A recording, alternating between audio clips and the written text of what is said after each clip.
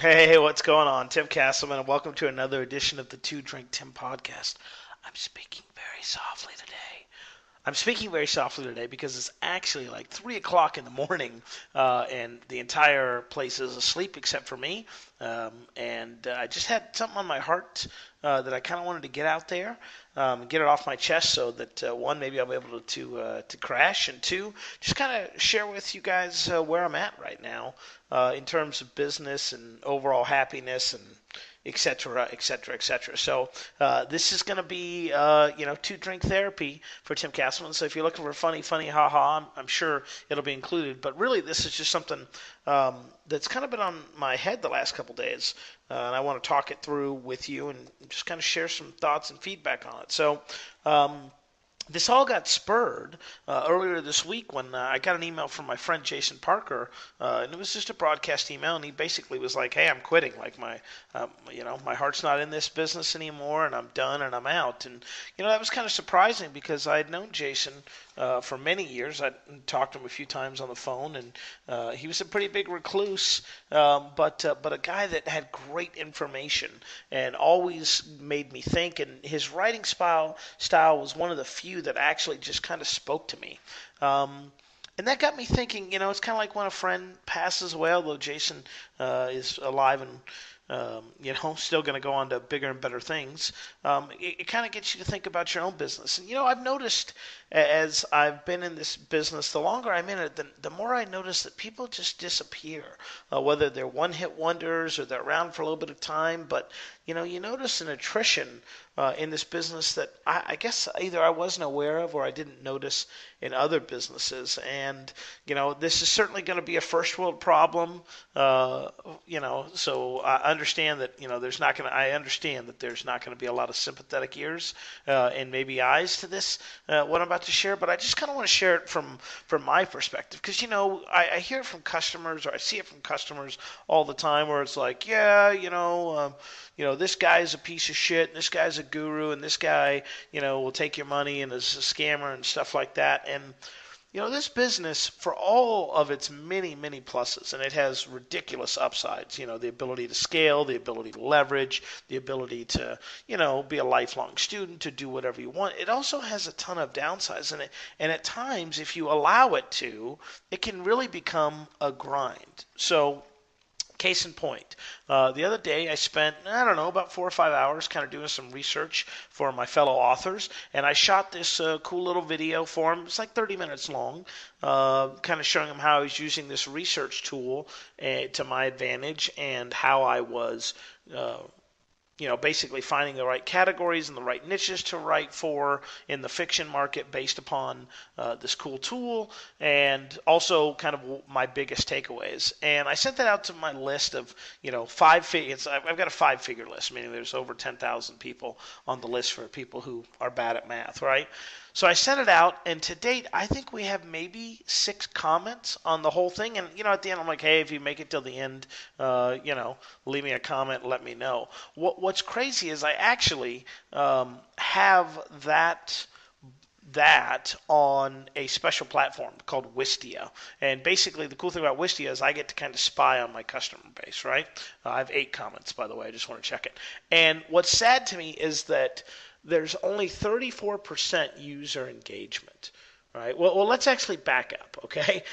Because this is, and this is definitely going to be a glass half empty viewpoint of it. But I send this to over 10,000 people, right? We get, I don't know, like a 20% open rate, okay? So let's just call that 2,000 just for easy math. So I want you to think about that, right? These are all people, by the way, that have bought something from me or signed up for my list. These aren't rented names or spam names or anything like that. These are people that know me from a webinar, from a product or something like that. But already 80% of the people are like, no, I've moved on, right? I'm not interested in your message. I'm too busy. I didn't read it, et cetera, et cetera. But already 80% of those people have already moved on. They're like, yep, not interested. Of the 2,000 that opened at the time that I looked last, and it may be higher, we had like a 10% click-through rate. All right, so let's just go ahead and call that 200 people, if my math is right. Let me just, yeah, okay, there you go. It's got to be higher than that. let's just call it hell. Let's just do it easy. Let's call it 30%, right? So now we're at what? 600 people. So again, think about this. I'm telling people, hey, here's this research that I've done for you. It's completely free. It will help you. There's nothing to buy because there wasn't. And 1,400 of those 2,000 people go, go fuck yourself. I'm not even going to be bothered to click through the email, right? The email link. And then of the people that actually got there, so if you're good at math, we've had 600 people that have clicked through. Of the people that do that, only 30% of those people even finish the entire fucking video, right? Even finish the entire fucking video. That's ridiculous.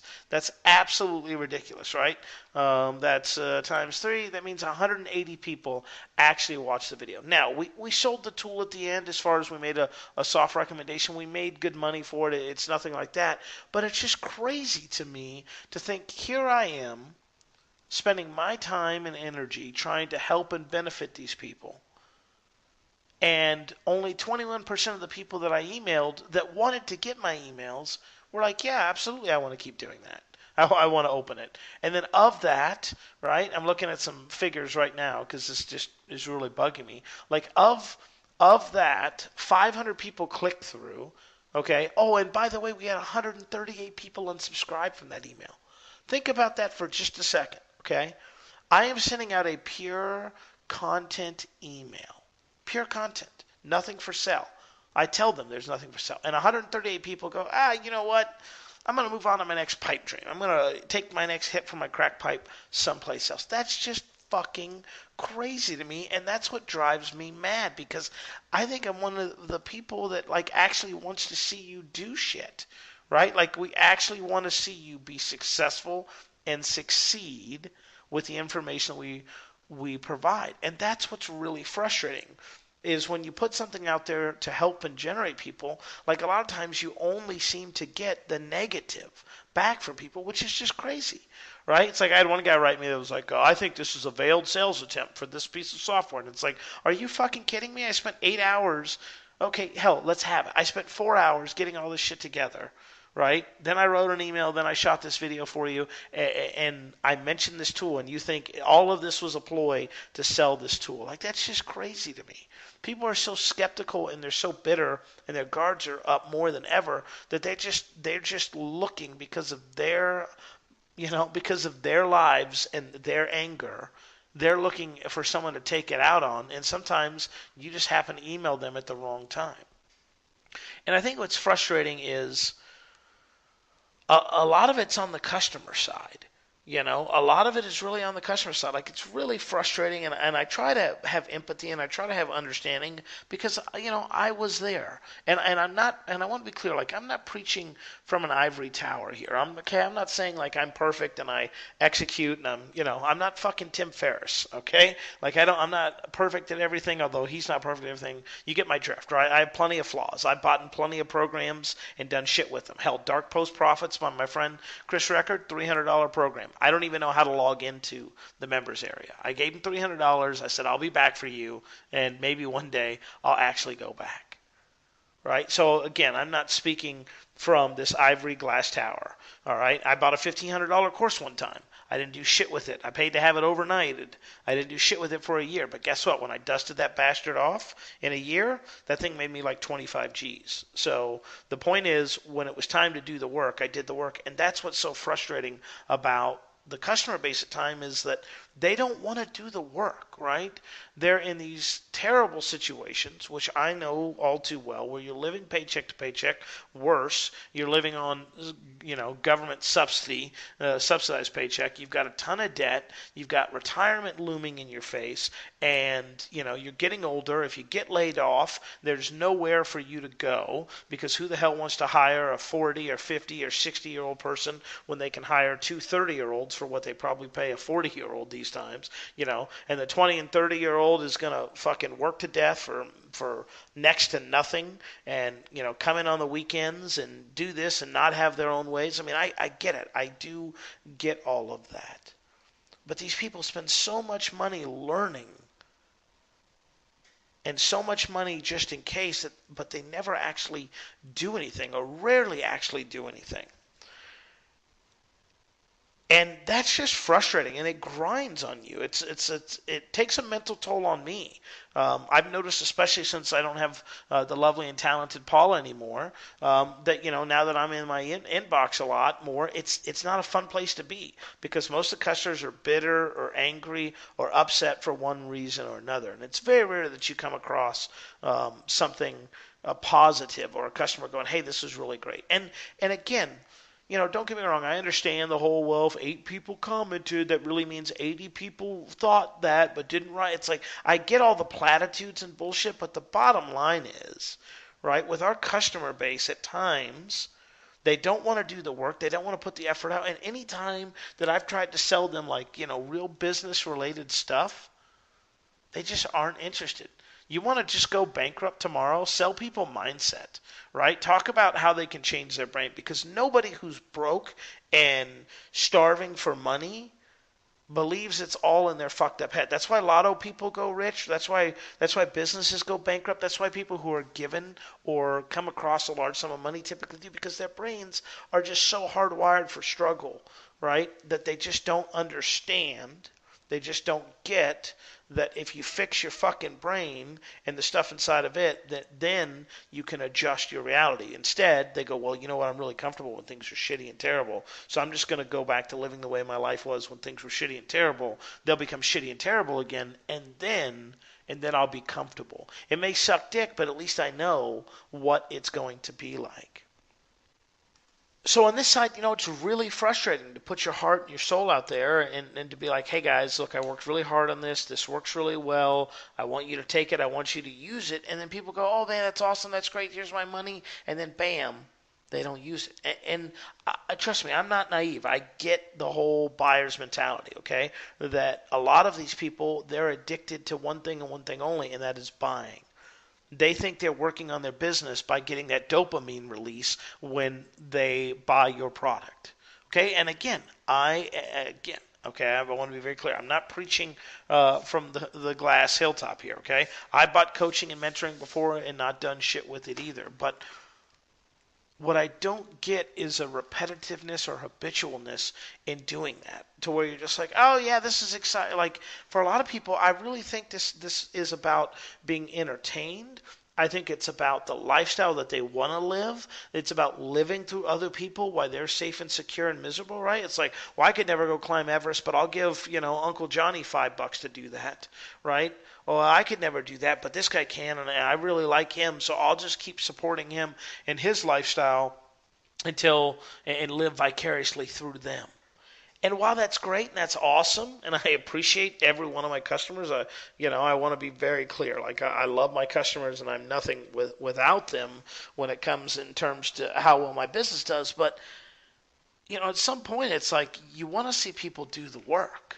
That's the hard part. It's like you want to see people do the work, and when they don't do the work, then it leads to self-doubt. It's like, well, am I any good at this? Like, am I talking to the wrong audience? Am I this? Am I that?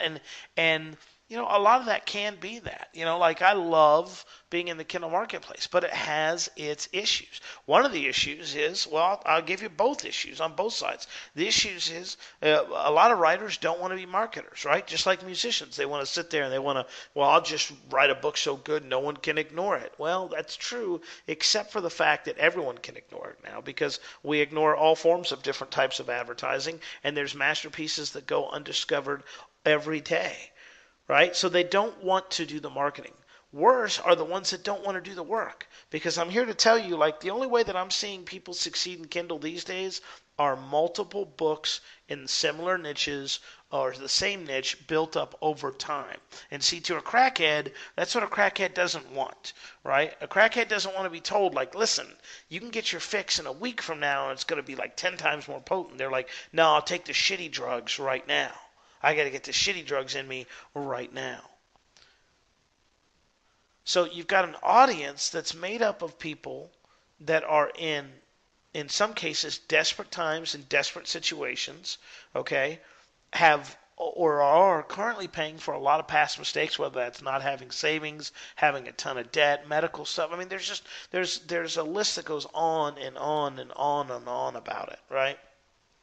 Wait, if you listen, you can actually hear somebody probably committing suicide listening to this podcast at this point. They're like, fuck, let me just get the plastic knife here and just take it there. So you've got, but I mean, it's the truth. You've got people doing that, and people that go, oh man, wouldn't it be great if I made money online, or if I wrote a book, or I became a best-selling author, or I X, or a Y, or a Z. Wouldn't that be great? Wouldn't that be great? I mean, I'm not going to do it, but I'll buy this, and I'll buy that, and I'll buy this, and I'll buy that, so that I can have the buying experience, so I can get that high, so I can, feel like I've done something and worked on my business. And sadly, that's not just in my business, that's in the self-help business. I don't know, but I'm going to guess a majority, or at least a large chunk of people that go and do some type of marriage counseling probably fail at it. Diets, anything. I mean, like, basically what you're trying to do at the core level, which is fucking impossible, by the way, but what you're trying to do at the core level is you're trying to say, like, listen, here's where you are today in shitty fucked up land, in dumpster fire world, and here's where I am, and I want you to come to me. And all you have to do that is change who you are at the core of your being, right? Develop a work ethic, put in time, separate yourself from friends and family if need be, right? Sacrifice in the short term so that you can win in the long term. Like, could it really be any tougher of a sale? Really? And that's why I think people get burned out in this business, because they just go, you know what? Like, fuck, man, I'm tired of having to. Because the other side of this is other side of that is this. I sell you XYZ course today. You email tomorrow and go, hey man, that's awesome. What do you got next? What do you got next? So there is there's also a drain in the way that you're always required at times to be magical. Right? You always have to be growing. You always have to be learning. And if you're someone like me, that's awesome. That's great. But a lot of times I just want to tell people, like, what'd you do with the old shit that I sent you? Like, remember that course you bought last year? What'd you do there? What happened there? What's going on there? It's like, oh, well, and again, I know people will be like, my marketing guys will be like, Tim, listen, what you got to do is you got to focus on the doers, not the don't doers. It's like, I get that. That's awesome.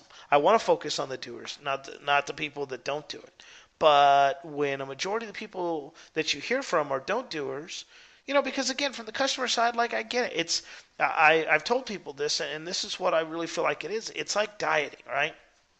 If any of you have never struggled with your weight, you won't understand this, but as a guy who's done several diets throughout his life, like, you do the first one, you get the desired result, and then you slack off. Why? Because you're not used to that new normal, right? Or you didn't have good habits because, you can't eat a pound of bacon and 19 fucking eggs every day for the rest of your life. That's not sustainable, right? It's just not, okay? At least it isn't for me. It hasn't been for me. My wife has lost 40 pounds in less than a year. You know how she did it? She went on Weight Watchers. And she went and started walking. And she started upping her cardio. Then she slow and steady every single week. Walk, edit so she developed a workout habit, which she didn't have at all, right? Now she can kick my ass on the treadmill and doing her little high intensity classes. She changed her diet drastically. Cut out alcohol and sweets and a bunch of them, and really reduced a lot of things in other areas. But she's made lifelong changes, hopefully. Fingers crossed for both of us, right? That's something that's sustainable. But that's a hard fucking sell. Why is Atkins so awesome? Well, look, all you got to do is watch your carbs. Don't go over 20 carbs a day. Eat all the fucking steak and cheese and eggs that you want. It's like, oh, that's easy. That's simple. And it does work. I'm not here to say that it doesn't. But going back to the diet analogy. So you lose that weight, then you put it back on. So you have the highest of the highs and the lowest of the lows. Then you do it again and you lose the weight and you put it back on. And you lose the weight and you put it back on. The fourth time you go to do the diet, you go, no, I'm not doing this. And it's not because you don't think that the diet won't work, because you've lost that weight in the past. What you're afraid of is the rebound or the swing. It's like, listen, I know Project XYZ is going to work because I'm going to lose the weight on the Atkins diet. But I also know this. The first time I have a French fry, I'm going to be sucking dick for carbs around the Arby's. And before you know it, the weight's going to come back on, and it's going to come more than it is, et cetera, et cetera. The whole point is, in your customer's mind, that's what they're doing every time they buy a product from you. They're replaying every failure that they've had in their life. And it's worse if they've had success and then failure. Right? Nothing worse than winning the lotto and then having to show up on Monday and be like, boss, I need my old job back. because apparently that gambling system I bought was not 100% guaranteed like I thought it was. And that's tough, man. It's just tough. It really is. I mean, there's no other way to describe it. It's like what's going on with me right now is it's like, look, like I'll tell you, the key in Kindle right now, as I see it, as I record this podcast, is multiple books in the same niche built up over a period of time, along with building an email list, marketing to them, maybe doing some paid traffic strategies, possibly, depending on the niche and genre, setting up a Facebook group, setting up a podcast, a video, a Twitter, a this. I mean, you know what that sounds like, ladies and gentlemen? That sounds like real fucking work. Like, where's the push button profits I was guaranteed or sold at the very beginning? And I think our customers have an unrealistic expectation, and I think we as marketers don't do enough to explain the truth behind it. And the reason we don't is because people don't want to hear that, right? Going back to the crackhead analogy, or better yet, someone that's, doing heroin, right? It's like, I got my arm tied off, I got the junk in the spoon, I'm lighting it up, and then I walk in the room and I go, hey, listen, hey, that heroin, it's really bad for you. And you're like, yeah, no shit, but I need it because of XYZ. Like, try to take drugs away from a legitimate drug addict and see what fucking happens. See them lose their shit. Like, they'll disown family, friends, they'll steal, they'll sell themselves and anything they can to get that fix because they're feeding that addiction. And some of our customers, sadly, are addicted to buying. What's even worse is they do nothing with it. And again, I understand. People buy for entertainment. People buy for an emergency just in case. Like, oh shit, if the shit ever does hit the fan, then guess what? I'm protected because I have 20 fucking gigs of PLR or this product or that product, that can help me. Very few people are willing to put in the time and the effort and to do the work. And that's why very few people have success in this business. And I'm not going to turn this into a motivational, what you should do is burn your boats when you... No, fuck that. But what you should do is have an honest-to-God conversation with yourself and just be like, look, why am I doing this? Why am I doing this? Am I doing it because I actually want to do X, Y, Z, or am I doing it because it's a dopamine release? I had a bunch of people. Oh, sweet Jesus, I got to talk about this on the next podcast, right? I had a bunch of fucking people mad at me this week because I sent an email out that said, if you don't have $8 to invest in your business, or you're not the type that wants to invest in your business, get the fuck out. And you know what? Several people did. And I got angry emails, and I can't believe you would say that. It's like, it's the truth. Listen, if you don't have $8, you don't have shit. Your key to success...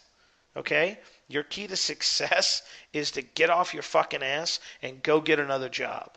Well, Tim, I already work a job. Great. Guess what? I'll get another one. Well, I don't want to flip burgers. Well, you know what? Then enjoy the life that you have. Because the truth of the matter is, anything worth having in your life is going to require some type of sacrifice. I used to sit up from 6 p.m. to 2 a.m.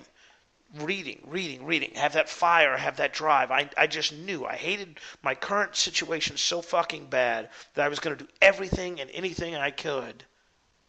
Everything and anything I could to escape it. And I did. But that shit didn't happen overnight. I didn't walk into six figures. And of course, I know that happens with some people, and they are the exception to the rule. That's why that saying is there. My shit grew up over time and blew up over time. 5 figures. 1 month, 3 figures the next, right? I mean, it's crazy, but everyone understands that, but they all believe that they're going to be different, right? Nobody believes that they're going to be the one that has to put in the work, like there's going to be some push button solution. And again, I understand all that. But still, at the same time, it's frustrating to hear that. And I, for one, am done perpetuating that myth. Like, there'll be no easy push button profits 2.0 from Tim Cass.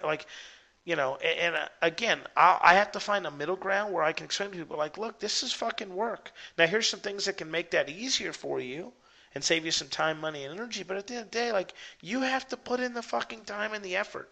No one is going to do it for you. Look, I would love to have Paula back, right? Because I could just tell Paula, do this. The shit gets done, and then I don't have to do it. But you know what? She's not coming back. So now I got to do the work. Do you think I like doing it? Of course not. But you know what I do like doing is eating. You know what else I like doing? Being able to pay my bills. You know what else I like doing? Save for retirement and do all the shit that other people should be doing, right? To pay off my house, which is a huge goal of mine. So, this is just on my heart. I'm sad to see a guy like Jason Parker go, and I know if a guy as extremely talented as him will go. Another guy that I really respect is Frank Kern, and although he's still quote unquote in the marketing space, he's basically gone super high end, right? He's gone super high end, and he's just he's teaching people who have money, and he's unapologetic about that. Now he's got a name and a following and an email list, and I'm pretty sure Frank could photocopy his balls and send it to his customers. They'd be like, anyone get the ball photo from Frank Kern? Oh my God, that was hilarious.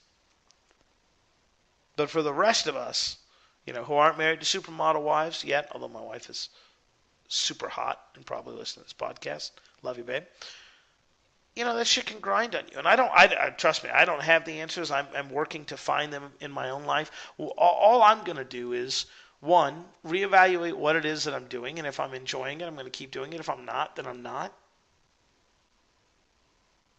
And two, just find out what excites me.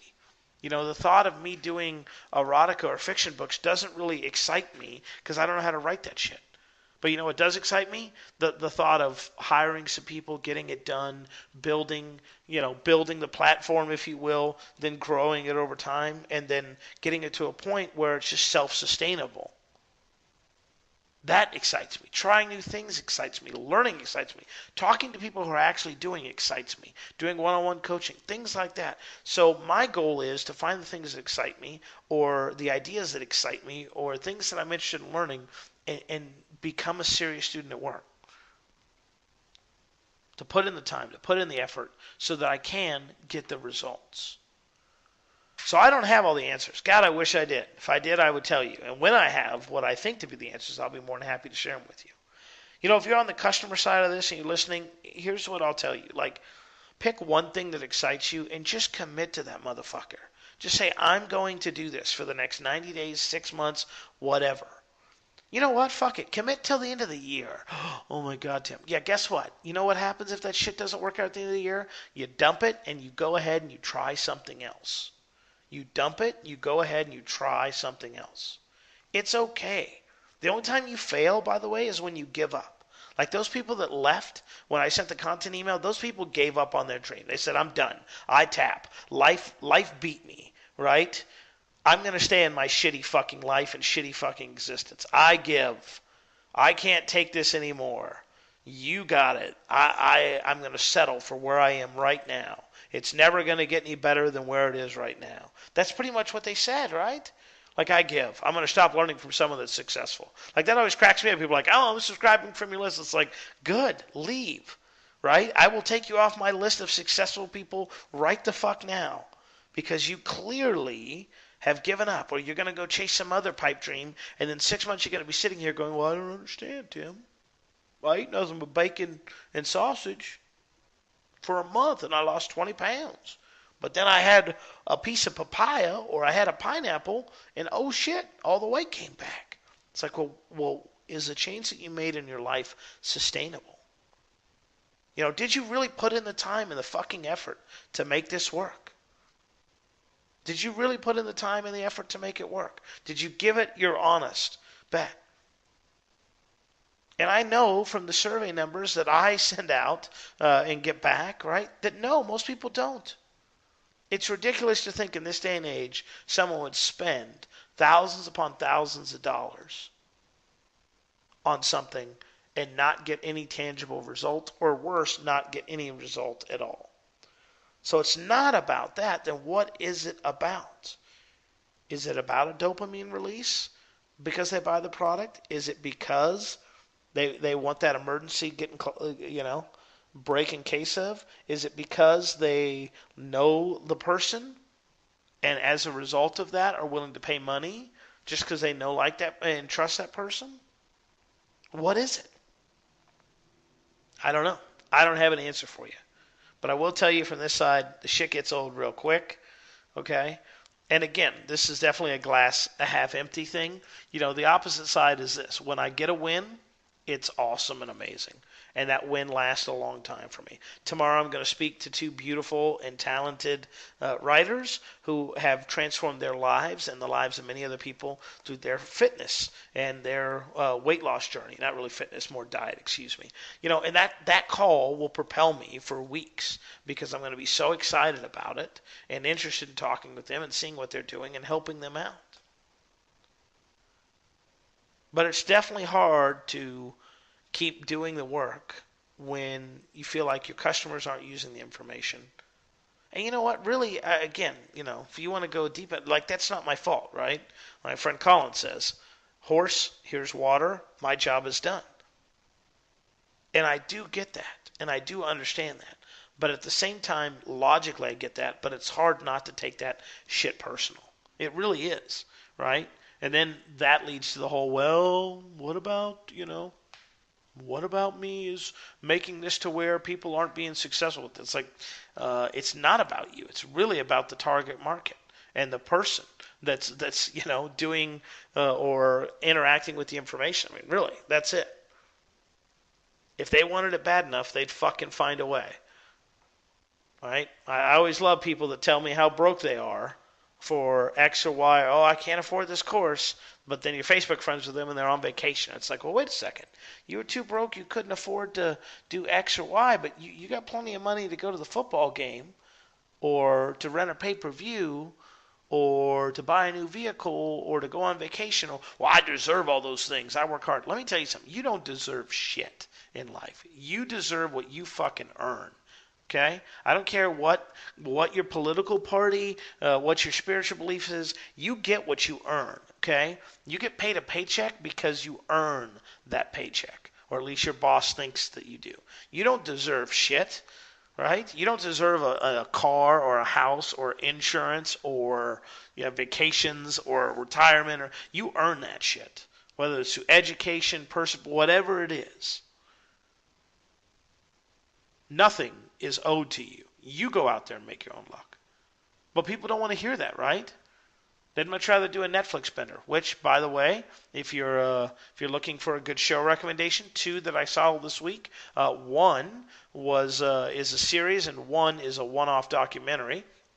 All right, and the one-off documentary is called Love Me. It's crazy thing about mail-order brides. Definitely recommend it. These guys, some of these guys get scammed.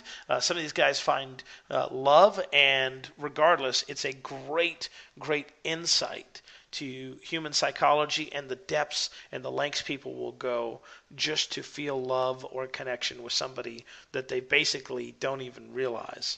I mean, one guy at the end of the movie, I don't want to spoil it, but comes to find out he spent a large sum of money for just corresponding with a photo. Like, it turns out not even to be, well, you'll just have to see. Okay, and the other one is a show for you people that don't want to better yourself with documentaries. It is called Halt and Catch Fire. Both of those are on Netflix. I highly recommend them both. Hopefully you'll enjoy those. That one's about these two guys that looks like they're taking on IBM. Right now I'm still in the first season, so I don't have a ton of it. But that's a really cool show, and the documentary Love Me is great to do that. And, again, guys, I want to be clear here because I'm sure this can be construed a lot of ways. I love my customers. I want nothing more than success. I wish I could put every single one of those motherfuckers on my shoulder and carry them across the finish line, but I can't.